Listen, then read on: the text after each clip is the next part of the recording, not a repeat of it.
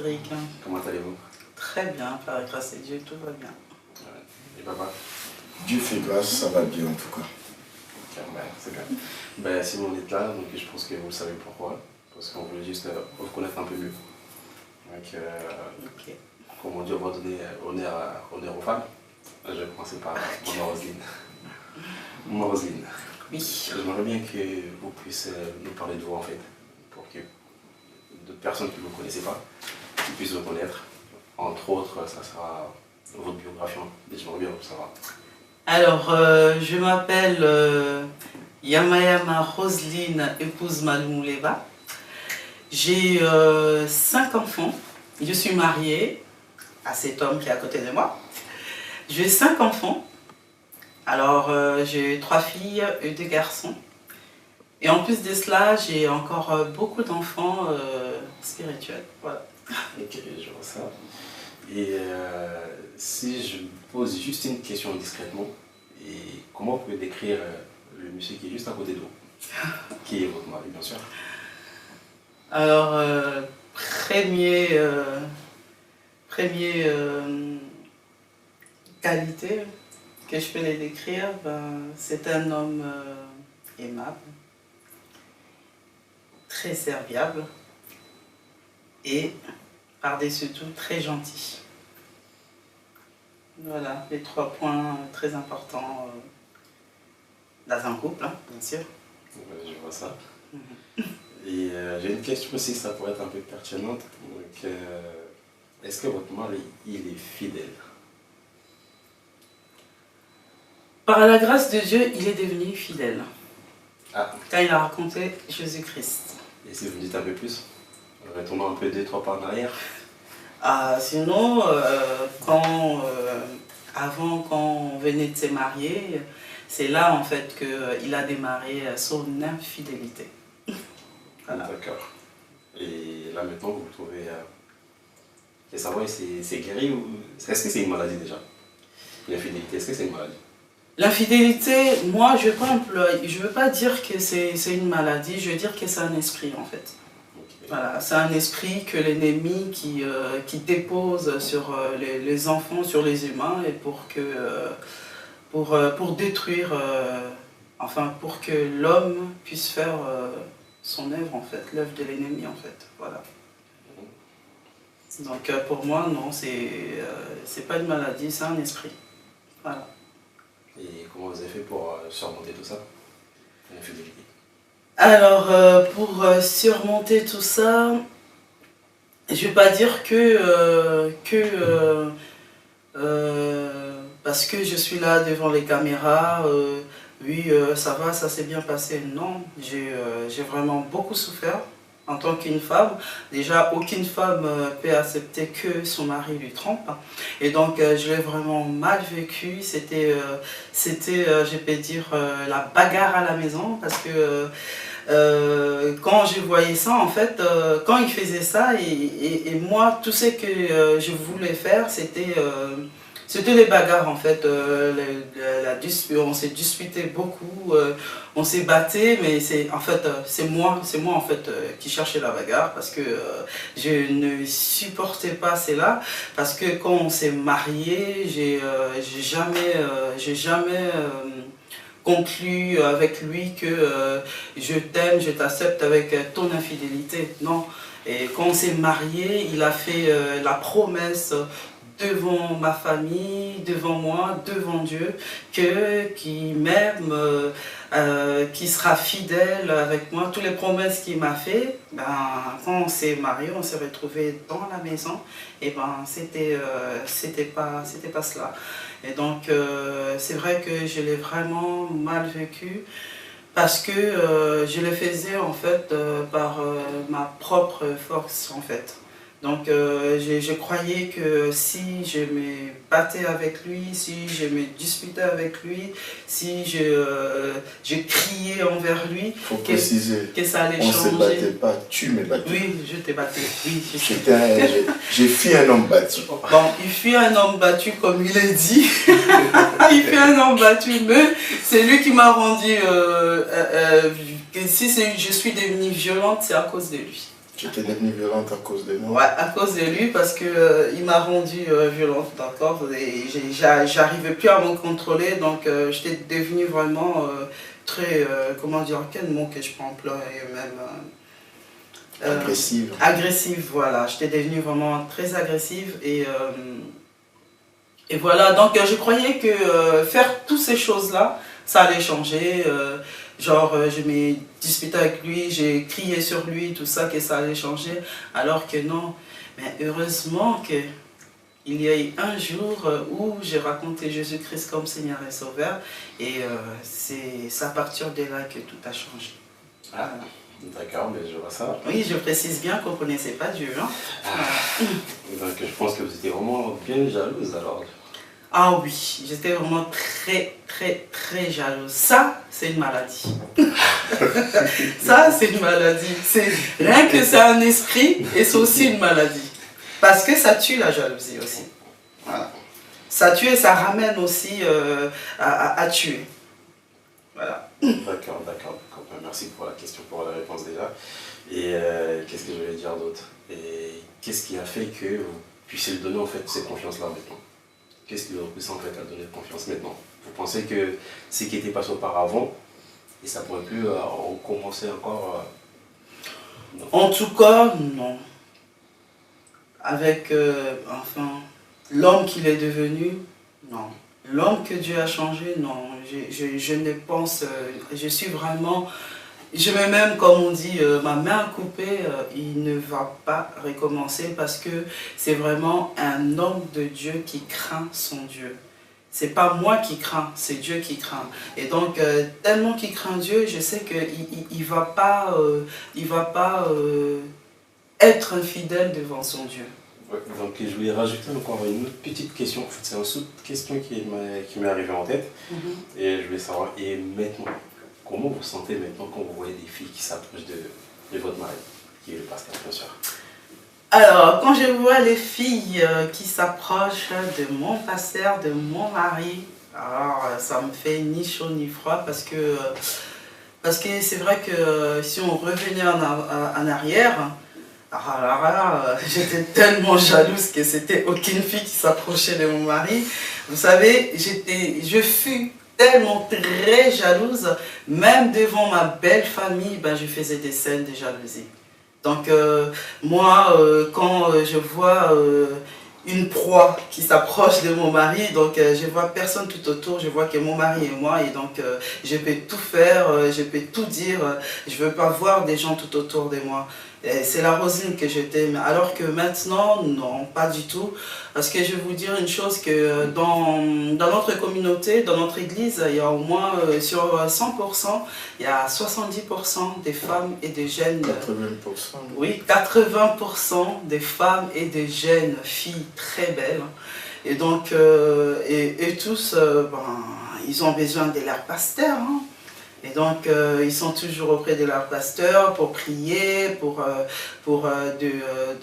comment dire, les mots, des suivis, voilà, même en dehors de l'église, il y en a même qui viennent à la maison, tout ça. Mais je fais confiance à lui et je fais confiance en mon Dieu et je sais que il craint tellement son Dieu qu'il ne fera pas ça. Voilà. D'accord. Donc si je comprends bien, comme il y a des gens qui nous disent que souvent la jalousie, ça fait, comme on dit, une preuve d'amour. Donc vous pensez que vous réagissez comme ça par rapport à l'amour, si je comprends bien? Oui, quand j'étais jalouse, bah c'est normal, c'est parce que c'est mon mari, je l'aime, et je l'aimais, je l'aime toujours. Et donc c'est vrai que la jalousie, c'était parce que bah, je l'aimais, que je le voulais pour moi tout seul. D'accord, l'homme quittera son père et sa mère, ça y est, il a quitté son père et sa mère, il est venu me retrouver, il n'est pas venu s'attacher à plusieurs femmes, à moi. Et donc, quand je vois une autre femme qui vient, eh ben, c'est normal que je sois jalouse, quoi. C'est normal, c'est tout à fait normal. D'accord. Écoutez, c'était ça que je voulais savoir, moi perso, et puis les autres personnes que nous suivent de partout. Donc, je pense que c'est un beau message qui est parti. Et j'espère que ça va servir à certaines personnes peuvent tomber aussi dans la même situation que vous.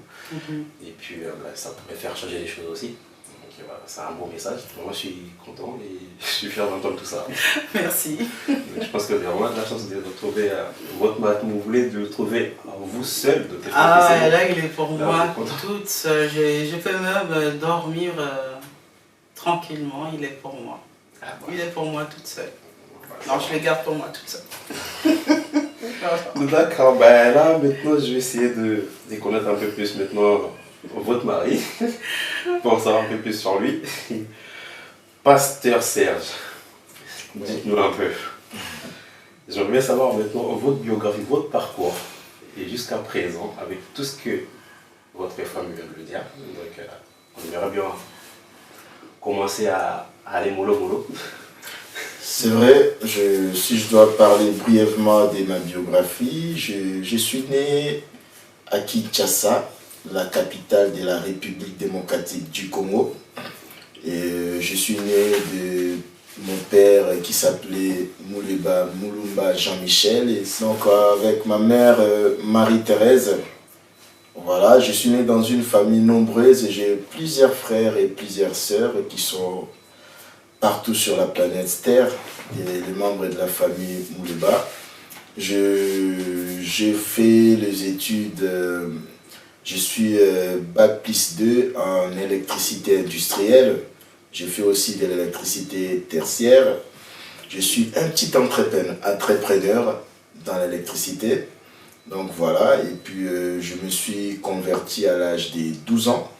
Je me suis converti à l'âge de 12 ans, mais après quelques temps, 2 ou 3 ans, j'ai laissé les choses de Dieu. Je suis tombé dans la débauche, dans l'alcool, étant adolescent, à la fin de mon adolescence.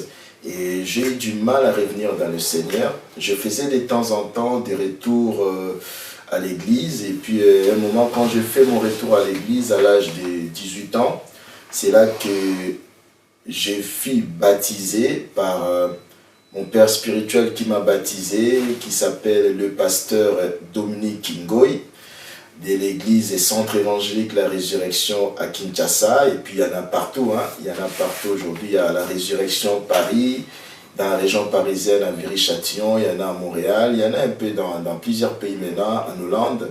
Donc voilà, c'est lui qui m'a baptisé, le pasteur Dominique Ngoy. Après, étant ici en France, après quelques années de mariage qui étaient vraiment aussi mouvementés, hein, après près de 5 ans de mariage, j'ai pu retourner dans le Seigneur.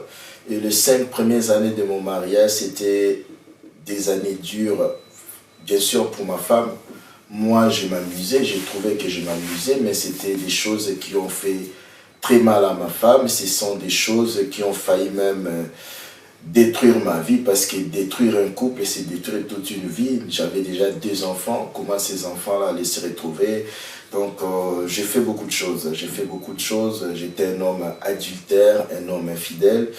Je peux vous dire que je ne connais même pas le nombre de fois où j'ai trompé ma femme. Et pourtant, quand je me suis marié, c'est pas quelque chose que j'ai envisagé. Quand j'étais devant le prêtre et j'ai juré fidélité à mon épouse, j'étais sincère dans mon cœur, parce qu'en même temps, je vais signaler quelque chose. J'ai un arrière-plan familial de la polygamie. Mon père fut polygame. Je sais un peu comment ça me faisait mal des fois de voir ma mère souffrir. Je n'imaginais pas qu'un jour, moi, je puisse le faire à une femme.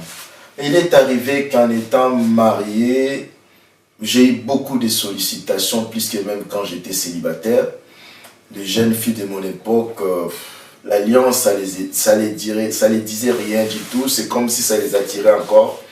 Et moi, je n'arrivais pas à repousser tout ça. C'est comme ça que je suis tombé dans l'impudicité, dans l'adultère, dans l'infidélité. Alors, c'était chaque week-end, je sortais. Mais quelque part, il y avait quand même cette sémence de Dieu en moi. Des fois, je me reprochais. Et c'est comme ça que j'ai rajouté à mon adultère l'alcool. Je buvais pour faire taire ma conscience qui me reprochait, c'est que je faisais de ma femme. Et puis voilà, cette femme qui était gentille, toujours souriante, Je lui avais même volé son sourire parce qu'avec tout ce que je faisais, elle était devenue agressive. Elle était devenue agressive. Donc voilà un peu ma petite biographie jusqu'à ce que je devienne ce que je suis aujourd'hui, pasteur. Je n'ai pas eu la grâce comme d'autres personnes qui sont pasteurs aujourd'hui, qui ont bien grandi, qui étaient sérieux. En tout cas, moi j'étais un homme moins sérieux. Je l'ai dit, j'étais un homme moins sérieux. Moins sérieux. J'ai addicteur, soulard, ambianceur. Je fus même organisateur des soirées mondaines. Voilà. Et pourtant, je me suis converti à 12 ans. Pourtant, j'ai toujours connu Dieu. Voilà un peu mon parcours jusqu'à aujourd'hui. Jusqu'à ce que je devienne l'homme que je suis aujourd'hui, transformé par la grâce de Dieu. Et je rajoutais une chose, son surnom que j'avais surnommé, c'était alcoolique. Tellement qu'il buvait beaucoup, donc je l'appelais alcoolique. Et je l'ai fâché comme un peu. Et il s'est fâché en plus. Pourtant, je l'étais. Pourtant, il était. Ah, bah, c'est bien ça, c'est sympa ça, de découvrir tout ça. Parce que, comme on dit qu'après, on a tous un passé. Oui, on est des êtres humains tout d'abord. Avant d'être des enfants de Dieu, on est déjà des êtres humains. Sur moi, je pense. Donc, vous avez fait votre parcours, en fait, je veux dire ça comme ça, je dirais ça comme ça. Vous avez fait votre parcours. Et ça fait que vous connaissez déjà les biens et les mal maintenant. Vous savez qu'est-ce qu'il faut faire, qu'est-ce qu'il ne faut plus faire. Parce que vous donnez maintenant un exemple pour certaines personnes qui sont tombées dans l'alcool. Vous savez que non, avec l'alcool, ben, tu peux sortir de là sans être devenu aussi... Bien sûr, seul Jésus-Christ peut sortir quelqu'un de l'alcool. Plusieurs fois, j'ai pris des décisions, je n'ai pas pu. Mais les jours où Jésus-Christ, j'ai eu une vraie rencontre avec lui, personne ne m'a dit. Personne ne m'a dit d'arrêter, j'ai arrêté tout seul. C'est que si je vous dis que par week-end, j'ai finissé au moins, minimum, une bouteille de Jack Daniel. Ah ouais. Et je le buvais à sec. J'étais whisky. Quand il fait un peu chaud comme en été là, au lieu de boire de l'eau, moi je prenais plutôt une bouteille de c'était quoi la bière brune que je buvais là? Belfort. Je prenais une bouteille de Belfort pour me désaltérer avec. Donc là, j'ai mon verre de whisky à côté. J'ai un peu chaud, au lieu de boire de l'eau, je prends une petite bouteille de Belfort que j'appelais d'ailleurs quoi, Yombo. Je buvais pour me désaltérer. Voilà un peu ce qu'était ma vie le week-end. Donc, et je buvais à la maison, ça ne suffisait pas. Il fallait que je sorte. J'avais encore. Les boîtes de nuit, c'était ma vie. Voilà un peu. D'accord. Donc je vois que vous avez un long parcours en tout cas à ce côté-là. Donc vous avez autant d'expérience. Une petite longue parcours. Bon, on peut l'appeler ça comme ça, parce qu'il y a pire. On sait qu'il y a pire et voilà, c'est... En tout cas, voilà, je suis content d'entendre ça. Je pense que ça fera plaisir à certaines personnes qui nous suivent aussi en ce moment. Ils vont comprendre aussi que voilà, l'alcool, comme on dit, l'alcool, avec consommer l'alcool avec modération et soit de ne pas consommer carrément. Donc c'est un choix. Donc et après, voilà, comme on dit que c'est Dieu qui est au-dessus de tout ça. Quand on dit avec modération, ça dépend, mais bibliquement parlant, la Bible nous interdit de nous adonner à l'alcool. La Bible nous interdit d'être asservi par quelque chose. Quand déjà quelqu'un, même s'il consomme avec modération, la personne, il y a des gens qui disent « Moi, sans mon petit verre de vin, je ne peux pas manger. » Là, ça devient un péché. Tu es asservi à ça. La seule chose qui doit nous être indispensable, c'est la présence de Dieu. Amen. D'accord. Et qu'est-ce que je voulais rajouter encore une question qui ça me vient en tête. Vous êtes de Paris, bien sûr. Vous y étiez où? Voilà, on était à Paris avant. Okay. Donc, on a passé notre petite jeunesse là. Oui. Voilà. Et qu'est-ce qui vous a poussé de partir de Paris, quitter Paris? Bon, c'était pas volontairement qu'on a quitté Paris, mon épouse et moi. Hein. Quand je suis après 5 ans de mariage, mon épouse a connu le Seigneur. Quand elle a connu le Seigneur, son comportement à la maison a changé. Et c'était plus la personne qui me faisait la bagarre quand je rentrais les dimanches matin de mes soirées, parce que je sortais des fois vendredi soir pour rentrer chez moi les dimanches matins. C'était plus la même personne, c'était plutôt quand je rentre les dimanches matins, chérie, je t'ai fait ton petit déj, j'ai déjà laissé là, si tu n'as pas envie de petit déj, et si tu veux manger à manger, il y a du riz que j'avais déjà fait, il y a la viande dans le frigo, tu peux chauffer au micro-ondes. J'avais vu que cette épouse que j'avais connue a changé complètement. Elle ne m'avait jamais invité dans son église à l'époque. Elle ne me voyait pas comme un démon. Au contraire, elle était devenue plus gentille avant. Qui mes bêtises, ça ne lui disait plus rien. Et c'est comme ça qu'après, je me suis dit, je vais commencer à aller la déposer dans son église. Parce que comme c'était un dimanche, il n'y a pas beaucoup de transport, il y a beaucoup d'écarts de bus. Elle partait avec mes 2 filles, donc j'ai commencé à aller la déposer à l'église et puis j'allais la chercher. Il est arrivé un jour, je l'ai ramenée à l'église. Elle est rentrée dans la salle de l'église et quand je suis resté dans la voiture, je regarde dans le tableau comme ça. L'aiguille du carburant était à la fin, j'étais dans les réserves, mais je n'avais pas l'argent sur moi. Je me suis dit, bon, si je rentre pour retourner ici, je ne vais pas avoir assez, parce que même à la maison, je n'avais pas l'argent. Donc voilà, si j'avais l'argent à la maison, j'allais rentrer, mais comme je n'avais pas l'argent à la maison... Même dans le compte, il n'y avait pas d'argent. Voilà, il y avait rien. Donc ce qui fait que je me disais, si je rentre, je ne peux pas venir la chercher. Bon, j'ai le choix entre rester dans la voiture, attendre jusqu'à la fin de son culte, ou rentrer quand même. Et j'ai décidé, j'ai dit, bon, je vais quand même entrer. De toute façon, les histoires de l'église, là, ça ne me dit plus rien.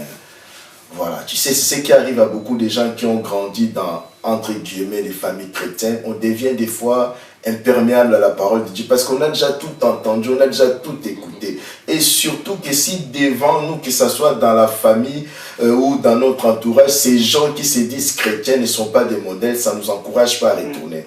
Du coup, les choses de l'église, les choses de l'évangile, ça ne me disait plus rien. J'ai dit, bon, je vais y entrer et puis après on finit le culte, on rentre.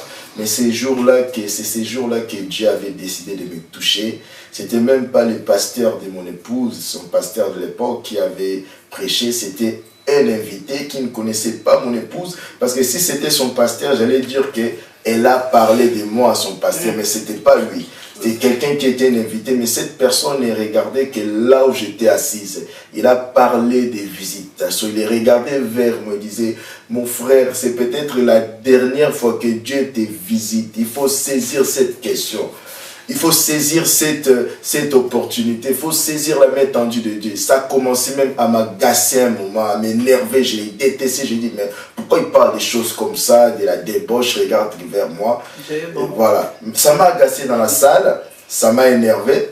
Et on est rentré avec ma femme dans la voiture. Je ne lui ai pas adressé la parole. Mais bon, quand j'ai remarqué que même ma femme ne les connaissait pas, je me suis dit non. C'est pas ma femme qui en a parlé, c'est même pas lui le pasteur de ma femme, parce que son pasteur était parti prêcher en Angleterre. Du coup, je me suis dit, c'est vraiment Dieu qui me parle. Quand je suis rentré...